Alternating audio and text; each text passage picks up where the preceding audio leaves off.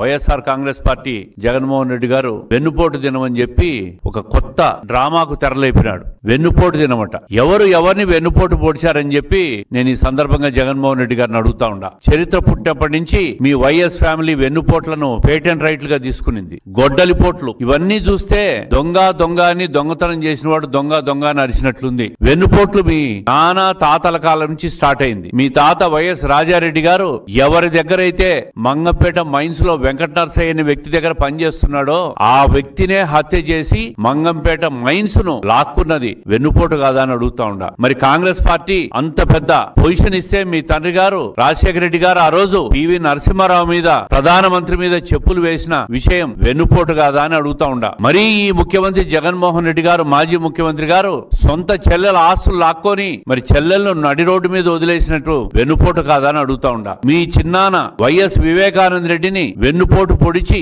హత్య చేసిన హంతకులతో నువ్వు తిరుగుతూ సునీత మీ చెల్లెలను నడి రోడ్డు మీద వదిలేసినప్పుడు అది వెన్నుపోటు కాదా అని అడుగుతా ఉండా. ఈ విధంగా చూస్తే అన్ని రకాలుగా వ్యక్తిగతంగా వెన్నుపోటు పొడిచిన చరిత్ర మీది, అధికారం ఇస్తే 5 సంవత్సరాలను ప్రజలను వెన్నుపోటు పొడిచిన చరిత్ర మీది. మొదటి సంవత్సరంలోనే మద్య నిషేధం అని చెప్పి వెన్నుపోటు పొడిచిన విషయం వాస్తవం కాదా?